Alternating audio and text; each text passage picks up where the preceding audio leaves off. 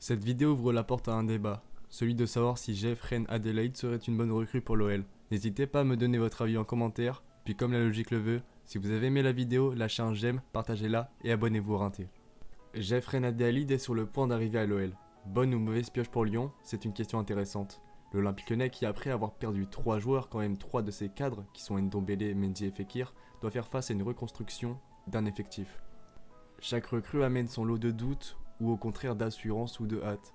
Jeffrey Adelaide, lui, arrive dans une fin de mercato où les choix se réduisent, les transferts se cumulent et proportionnellement, le budget diminue. Donc aujourd'hui, pour répondre à la question du jour qui est est-ce que JRA est une bonne recrue pour l'OL, on va procéder en 4 temps. Dans le premier, nous allons présenter le joueur d'un point de vue historique puis footballistique. Ensuite, nous verrons quels sont les arguments qui pourraient nous faire penser que ce transfert ne serait finalement pas une bonne idée. Puis logiquement, on observera les raisons qui font qu'au contraire, l'arrivée de JRA est un bon choix. Et enfin, ce sera l'heure du bilan où je prendrai position et donnerai mon avis extérieur. Jeffrey Adelaide est né le 17 janvier 1998 à Champigny-sur-Marne. Passé par l'US Torcy dans son enfance, c'est au RC Lens où il fera sa formation de 2010 à 2015.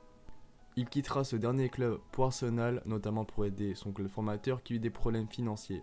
À Arsenal, il connaîtra 8 apparitions professionnelles, seulement il connut une passe de 10 mois environ sans apparition en match officiel, et c'est là, le 31 janvier 2019, que le SCO d'Angers eut la merveilleuse idée, d'un point de vue sportif, de venir rapatrier le jeune français par un prêt avec option d'achat pour 1,6 million d'euros.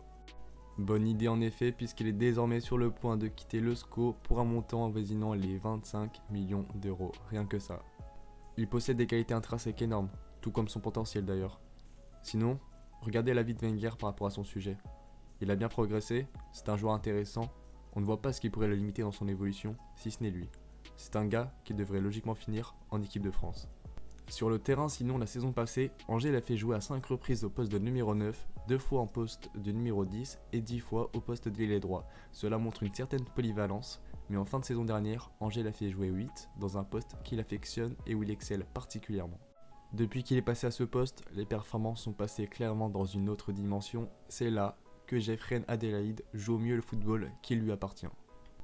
On passe à la partie où je vais vous donner quelques exemples qui montrent que Jeffrey Adelaide ne serait pas une bonne idée pour l'Olympique Lyonnais.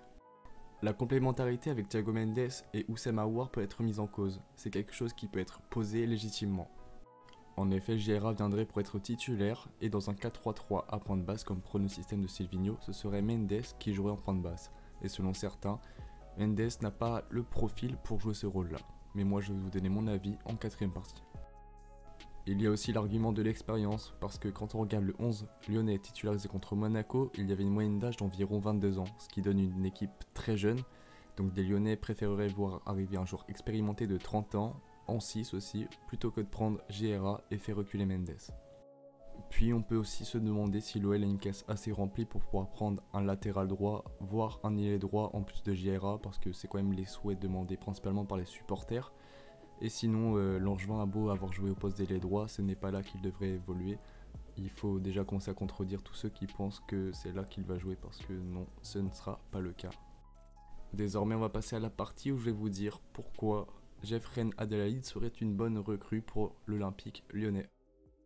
Ndombele performe à Tottenham, on l'a vu lors de son premier match contre Aston Villa, mais à Lyon, il a laissé un vide où son profil manque énormément. Et JRA, comme j'ai dit précédemment, n'est pas un 9 ou un ailier, mais c'est bien un milieu box-to-box. Il est complet avec un énorme volume de jeu. C'est lui le remplaçant idéal à Tanguy, un crack avec un énorme potentiel pouvant le remplacer rôle pour rôle. Avec l'achat d'un joueur à fort potentiel, l'OL limite fortement le risque d'un achat inutile. Parce que oui, ils sont déjà sûrs de le revendre plus cher dans quelques années. Un autre point positif, Adelaide connaît très bien Moussa Dembélé et Houssem Aouar grâce aux sélections jeunes, et cela pourrait avoir des répercussions sur un terrain. Tout le monde sait que des automatismes dans un sport collectif sont essentiels, et comme ils existent déjà un peu, ça peut permettre d'aider son arrivée au sein de l'équipe. Et enfin, on arrive au bilan, je vais vous donner mon avis. Donc déjà pour moi, Jeffrey Adelaide, je trouve, est un super joueur qui sort du lot balle au pied. Il a une tranquillité déconcertante en 1v1, puis bref, c'est un joueur au potentiel inestimable. Non pas que ça va devenir le meilleur joueur du monde, mais que dans les bonnes conditions, installé à son poste de prédilection, il peut faire vraiment très mal.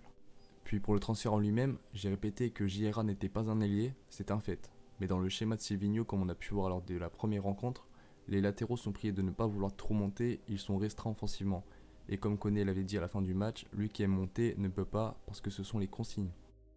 Mais c'est là que JRA peut faire la différence, lui qui est polyvalent, qui a un passé d'ailier, pourrait voir combler ce manque d'apport latéral puisque de toute façon, de toute manière, ce sont les relayeurs qui vont devoir se charger de ce travail. Sinon, est-ce que le milieu à 3 Mendes, Aouar, Adelid va fonctionner? Est-ce que Mendes va performer en 6? Il faut voir sur la durée et contre les différents types d'adversaires je pense, mais si ce milieu doit être celui qui garde le ballon et qui le distribue en étant reculé sans prendre de risques offensivement, du moins le moins de risques possible, je pense que c'est bien Thiago Mendes qui doit occuper ce rôle, et pas Oussema Aouar ni JRA forcément, mais je pense qu'il faut quand même voir, mais ça peut être très intéressant de voir un milieu à 3 comme ça. On en voit rarement en Ligue 1 et je pense que ça peut être même le milieu le plus séduisant de notre championnat. Et le dernier point que je voudrais aborder, c'est la comparaison avec l'Ajax qui commence à être faite, et c'est sûr qu'il faut se méfier de ça, parce que oui, l'effectif est très jeune, certes, mais il manque un Tadic ou un Huntelaar à l'OL, que l'Ajax possédait mais que Lyon ne possède pas actuellement. Le manque d'expérience va sûrement se faire ressentir, et ce n'est pas sur Marcelo qui a 32 ans que l'OL va compter je pense. Donc combler le manque d'expérience peut être une chose très bonne à faire en plus de faire signer JRA. C'est la fin de la vidéo sur un sujet d'actualité, j'espère qu'elle vous aura plu et n'hésitez pas à me faire des retours bien évidemment, je suis preneur de tout. Bonne journée à vous, vous étiez sur le Rinté.